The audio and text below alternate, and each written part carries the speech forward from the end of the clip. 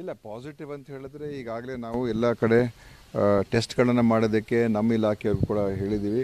Testing kits ಎಲ್ಲ ಬಹುತೇಕ ನಾಳಿದ್ರಲ್ಲಿ ಎಲ್ಲ ನಮ್ಮ ಸೆಂಟರ್ಸ್ಗೆ ಮುಟ್ತದೆ. RT-PCR ಕಿಟ್ಸ್ ಎಲ್ಲ. ಸೊ ಎಲ್ಲೆಲ್ಲಿ ಅವಶ್ಯಕತೆ ಇರುವಂಥ ಕಡೆ ಟೆಸ್ಟ್ ಮಾಡೋದಕ್ಕೆ ನಾವು ಹೇಳಿದ್ದೀವಿ. ವಿಶೇಷವಾಗಿ ಯಾರಿಗೆ ನಾನು ನಿನ್ನೆ ಹೇಳಿದಾಗೆ ಸಾರಿ ಕೇಸಸ್ಸು ಕಡ್ಡಾಯವಾಗಿ ಟೆಸ್ಟ್ ಮಾಡಬೇಕು. ನಮ್ಮ ಆಸ್ಪತ್ರೆಗಳಿರುವಂಥವ್ರನ್ನೂ ಟೆಸ್ಟ್ ಮಾಡಬೇಕು. ಮತ್ತು ಈ ILI ಅಂತ ಹೇಳ್ತಾರೆ, ಇನ್ಫ್ಲೂಯೆನ್ಸಾ ಲಿಂಕ್ಡ್ ಇಲ್ನೆಸಸ್ ಅಂತ.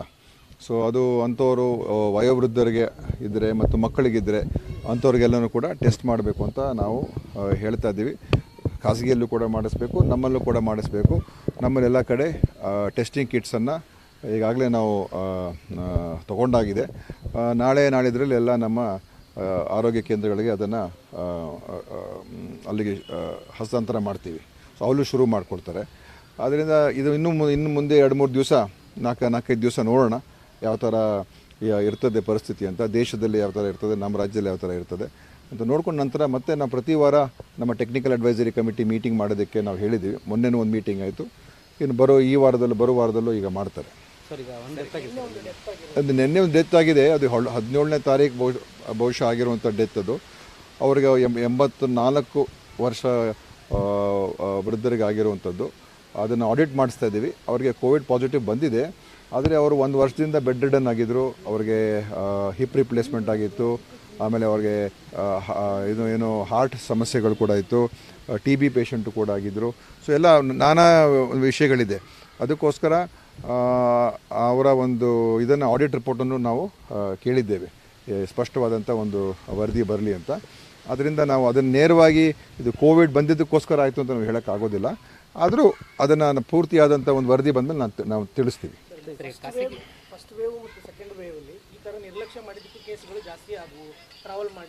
ಈ ಥರ ನಿರ್ಲಕ್ಷ್ಯ ನಾವೇನು ನಿರ್ಲಕ್ಷ್ಯ ಮಾಡ್ತಾ ಇಲ್ಲ. ದಯವಿಟ್ಟು ನಿಮ್ಮ ಪ್ರಶ್ನೆ ಸರಿ ಇಲ್ಲ. ನಾವು ನಿರ್ಲಕ್ಷ್ಯ ಏನು ಮಾಡ್ತಾ ಇಲ್ಲ. ನಾವು ಆಗಲೇ ಟೆಕ್ನಿಕಲ್ ಕಮಿಟಿ ಮೀಟಿಂಗು ಮಾಡಾಯಿತು. ಯಾಕಂದರೆ ಜನರಲ್ ನಾವು ಸುಮ್ಮನೆ ಎಲ್ಲ ನಾವು ನಿಮಗೆ ಲಾಕ್ಡೌನ್ ಮಾಡಬೇಕು ಅಂತ ಇಷ್ಟ ಇದ್ದರೆ ಹೇಳ್ಬಿಟ್ಟು ನಾನು ಲಾಕ್ಡೌನ್ ಅನೌನ್ಸ್ ಮಾಡ್ತೀನಿ, ಆಯಿತಾ? ನಿರ್ಲಕ್ಷ್ಯ ಪ್ರಶ್ನೆ ಇಲ್ಲ. ವಸ್ತುಸ್ಥಿತಿ ಏನಿದೆ ನಾವೆಲ್ಲ ತಿಳ್ಕೊಂಡು ನೋಡಿ ಇಡೀ ದೇಶದಲ್ಲಿ ಏನಾಗ್ತಾ ಇದೆ, ರಾಜ್ಯದಲ್ಲಿ ಏನಾಗ್ತಾ ಇದೆ, ಬೇರೆ ರಾಜ್ಯಗಳು ಏನು ಮಾಡ್ತಾ ಇದ್ದಾರೆ, ಎಲ್ಲ ನಮ್ಮ ಅಧಿಕಾರಿಗಳು ಎಲ್ಲ ಸಂಪರ್ಕದಲ್ಲಿದ್ದಾರೆ, ಕೇಂದ್ರ ಜೊತೆ ಸಂಪರ್ಕದಲ್ಲಿದ್ದಾರೆ. ಸೊ ಅದಕ್ಕೋಸ್ಕರ ನೋಡ್ಕೊಂಡು ಜವಾಬ್ದಾರಿಯುತವಾಗಿ ನಡ್ಕೋಬೇಕು. ಮತ್ತು ಏನು ಮುಂಜಾಗ್ರತೆ ಕ್ರಮ ಅದರ ಬಗ್ಗೆ ಎಲ್ಲೂ ಕೂಡ ಹಿಂದೇಟಾಗಬಾರ್ದು. ಅದಕ್ಕೋಸ್ಕರನೇ ನಾವು ಟೆಸ್ಟಿಂಗ್ ಕಿಟ್ಸನ್ನು ಈಗೆಲ್ಲ ಪ್ರೊಕ್ಯೂರ್ಮೆಂಟ್ ಮಾಡಾಗಿದೆ. ಅದನ್ನು ಕೂಡ ಎಲ್ಲ ಕಡೆ ನಾವು ಕಳಿಸ್ತಾ ಇದ್ದೀವಿ. ಮತ್ತು ಟೆಸ್ಟಿಂಗ್ ಮಾಡೋದು ಕೂಡ ಹೇಳಿದ್ದೀವಿ. ಟೆಸ್ಟ್ ರಿಸಲ್ಟ್ಸ್ ಬಂದಾಗ ನಮ್ಗೆ ಇನ್ನೂ ಹೆಚ್ಚಾಗಿ ಗೊತ್ತಾಗ್ತದೆ ಯಾವ ಥರ ಇದೆ ಅಂತ. ಮತ್ತು ಏನು ಕೋವಿಡ್ ಬಂದಿರೋ ಪೇಷಂಟ್ಸಿಂದ ಬಹುತೇಕ ಎಲ್ಲರೂ ರಿಕವರ್ ಆಗ್ತಾ ಇದ್ದಾರೆ.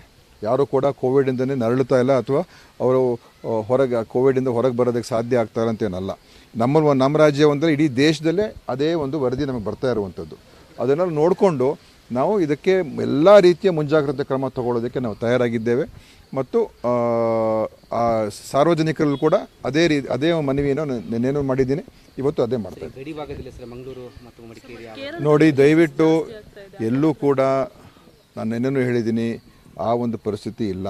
ಓಡಾಡಬಾರ್ದು, ತಿರುಗಾಡಬಾರ್ದು, ಒಂದು ರಾಜ್ಯ ಇನ್ನೊಂದು ರಾಜ್ಯಕ್ಕೆ ಹೋಗಬಾರ್ದು, ಅದೆಲ್ಲ ಎಲ್ಲೂ ಇಲ್ಲ. ಅದೆಲ್ಲ ರಾಷ್ಟ್ರ ಮಟ್ಟದಲ್ಲಿ ಕೇಂದ್ರ ತೀರ್ಮಾನ ಮಾಡಬೇಕಾಗ್ತದೆ. ಮತ್ತು ನಾವು ನಮ್ಮ ಒಂದು ಏನೇನು ಇನ್ಪುಟ್ಸು ಪ್ರತಿಯೊಂದು ರಾಜ್ಯದಿಂದನೂ ಕೂಡ ಕೇಂದ್ರಕ್ಕೆ ಹೋಗ್ತದೆ. ಸೊ ಅದೆಲ್ಲ ನೋಡ್ಕೊಂಡು ನಾವು ಡಿಸೈಡ್ ಮಾಡ್ತೀವಿ. ಈಗಿನ ಪರಿಸ್ಥಿತಿಯಲ್ಲಿ ಆ ಥರ ಏನೂ ಇಲ್ಲ, ನಿರ್ಬಂಧನೆ ಏನೂ ಇಲ್ಲ. ಮತ್ತು ಒಂದು ರಾಜ್ಯದ ಇನ್ನೊಂದು ರಾಜ್ಯಕ್ಕೆ ಹೋಗುವಂಥ ನಿರ್ಬಂಧನೆ ಇಲ್ಲ, ರಾಜ್ಯದ ಒಳಗಡೆ ಓಡಾಡೋದಕ್ಕೆ ನಿರ್ಬಂಧನೆ ಇಲ್ಲ. ಮತ್ತು ಎಲ್ಲ ಚಟುವಟಿಕೆಗಳು ಮುಕ್ತವಾಗಿ ಮಾಡ್ಬೋದು.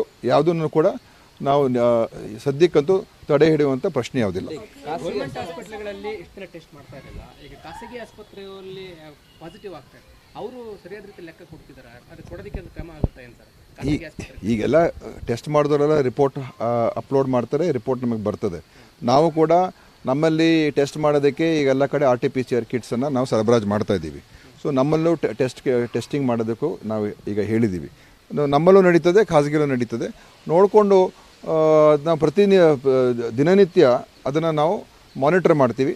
ಮತ್ತು ಏನು ಕ್ರಮ ತಗೊಳ್ಬೇಕು, ಟೆಕ್ನಿಕಲ್ ಅಡ್ವೈಸರಿ ಕಮಿಟಿ ಕೂಡ ಇರ್ತದೆ, ಎಕ್ಸ್ಪರ್ಟ್ಸ್ ಇರ್ತಾರೆ, ಅವ್ರ ಜೊತೆ ಕೂಡ ಚರ್ಚೆ ಮಾಡಿ ಒಂದು ತೀರ್ಮಾನಕ್ಕೆ ಬರ್ತೀವಿ ಅಂತ ನಾನು ಹೇಳೋದಕ್ಕೆ ಬಯಸ್ತೀನಿ. CM ಅವ್ರು ನೆನ್ನೆ ನನ್ನ ಹತ್ರ ಮಾತಾಡಿದ್ದಾರೆ, ನನ್ನ ಜೊತೆ ಚರ್ಚೆ ಮಾಡಿದ್ರು. CM ಅವರು ಹೇಳಿದ್ರು, ಯಾವುದೇ ಒಂದು ಕ್ರಮ ತಗೊಳ್ತಕ್ಕಂಥದ್ದಕ್ಕೆ ನಾವು ಹಿಂಜರಿಕೆ ಇರಬಾರ್ದು.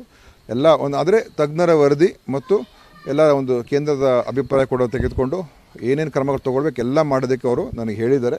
ಮತ್ತು ಅವಾಗವಾಗ ಎಲ್ಲ ನನಗೆ ಮಾಹಿತಿ ನನಗೆ ಮುಟ್ಟಿಸ್ಬೇಕು ಅಂತ ಕೂಡ CM ಅವರು ನನಗೆ ಸ್ಪಷ್ಟವಾಗಿ ನಿರ್ದೇಶನ ಕೊಟ್ಟಿದ್ದಾರೆ. ಆಸ್ಪತ್ರೆಯಲ್ಲಿ ಈಗ ಟೆಸ್ಟ್ ಮಾಡೋಕ್ಕೆ ದರ ಸರ್ ಏನಾದರೂ ನೋಡಿ, ದರದ ಬಗ್ಗೆ ನಾನು ಈಗಲೇ ಮಾತಾಡೋಕ್ಕೆ ಹೋಗೋದಿಲ್ಲ. ಯಾಕಂತ ಹೇಳಿದ್ರೆ ಇನ್ನೂ ಅಲ್ಪ ಪ್ರಮಾಣದಲ್ಲಿ ಟೆಸ್ಟ್ ಆಗ್ತಾ ಇರುವಂಥದ್ದು. ಮುಂದಿನ ಒಂದು 3-4 ದಿವಸ ನಾನು ನೋಡಿ ಯಾವ ಥರ ಪರಿಸ್ಥಿತಿಯನ್ನು ತಿಳ್ಕೊಂಡು ನಂತರ ಅದರ ಅವಶ್ಯಕತೆ ಇದ್ದರೆ ಖಂಡಿತವಾಗಿಯೂ ಅದ್ರ ಬಗ್ಗೆನೂ ಕೂಡ ನಾವೊಂದು ಚರ್ಚೆ ಮಾಡಿ ತೀರ್ಮಾನ ಮಾಡ್ತೀವಿ. ಸದ್ಯಕ್ಕೆ ನಾನೇನು ಹೇಳೋಕೆ ಹೋಗ್ತಾ ಇಲ್ಲ. ಸರ್, ನಾವು ತಗೊಂಡಿರೋ ವ್ಯಾಕ್ಸಿನ್ ಇವಾಗ ಈ JN1 ಹೋರಾಡುವಂತ ಶಕ್ತಿ ಇದೆಯಾ ಸರ್, ಅಥವಾ ಎಕ್ಸ್ಟ್ರಾ ಬೂಸ್ಟರ್ ಡೋಸ್ ಆ ಥರ? ನೋಡಿ, ಇದುವರೆಗೂ ಇದರಿಂದ ಬಹಳ ಕೆಟ್ಟ ದುಷ್ಪರಿಣಾಮ ಬೀರಿರ್ತಕ್ಕಂಥದ್ದು ಎಲ್ಲೂ ವರದಿಯಾಗಿಲ್ಲ ದೇಶದಲ್ಲಿ. ಇದರಿಂದನೇ ಕೋವಿಡ್ ಬಂದಿದ ತಕ್ಷಣವೇ ಅವ್ರಿಗೆ ಭಾಳ ಒಂದು ಗಂಭೀರ ಪರಿಸ್ಥಿತಿಗೆ ಹೋಗಿದ್ದಾರೆ ಅಂತ ಈ ವರ್ಷದಲ್ಲಿ ಎಲ್ಲೂ ಬಂದಿಲ್ಲ. ವಿದೇಶದಲ್ಲೂ ಕೂಡ ಈಗ ಹಾಂಗ್ಕಾಂಗು, ಸಿಂಗಾಪುರಲ್ಲೆಲ್ಲ ಆಗಿದೆ, ಅಲ್ಲೂ ಕೂಡ ಈ ಥರದ ಒಂದು ಪರಿಸ್ಥಿತಿ ಉದ್ಭವ ಆಗಿಲ್ಲ. ಎಲ್ಲೂ ಯಾವ ದೇಶದಲ್ಲೂ ಒಂದು ಆತಂಕದ ವಾತಾವರಣ ಸೃಷ್ಟಿಯಾಗಿಲ್ಲ, ಅಥವಾ ಏನು ಇಲ್ಲ ಅಲ್ಲಿ ಓಡಾಡಬಾರ್ದು, ಅಲ್ಲಿಗೆ ಪ್ರವಾಸ ಮಾಡಬಾರ್ದು ಅಂತ ಎಲ್ಲೂ ನಿಷೇಧನೂ ಕೂಡ ಆಗಿಲ್ಲ. ಆದ್ದರಿಂದ ಪರಿಸ್ಥಿತಿ ಅಂತ ಹೋದ ಸಲ ಏನು ಕೋವಿಡ್, ಮೊದಲನೇ ಕೋವಿಡ್ ಆಮೇಲೆ ಎರಡನೇ ಕೋವಿಡ್ ಬಂತಲ್ಲ, ಆ ಥರದ ಪರಿಸ್ಥಿತಿ ಇವಾಗೇನು ಸದ್ಯಕ್ಕಂತೂ ಕಾಣ್ತಾ ಇಲ್ಲ. ಆದರೆ ನಮ್ಮ ಎಚ್ಚರಿಕೆಯಿಂದ ನಾವು ಇರ್ತೀವಿ. ಸದಾ ಕಾಲ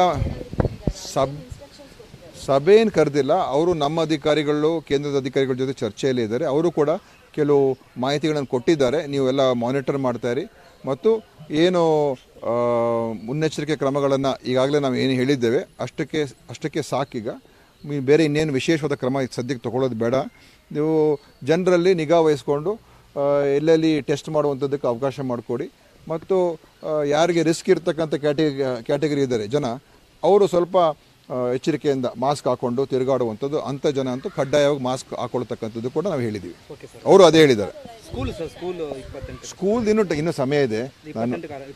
ನಾನು ಹೇಳಿದ್ನಲ್ಲ, ಇನ್ನೊಂದು ಮುಂದಿನ 3-4 ದಿವಸ ನಾವೆಲ್ಲ ಕಡೆ ನೋಡಿ 4 ದಿವಸ 5 ದಿವಸ ನಂತರ ಮತ್ತೆ ಏನು ಮಾಡಬೇಕು ಅಂತ ನಾನು ತಿಳಿಸ್ತೀನಿ.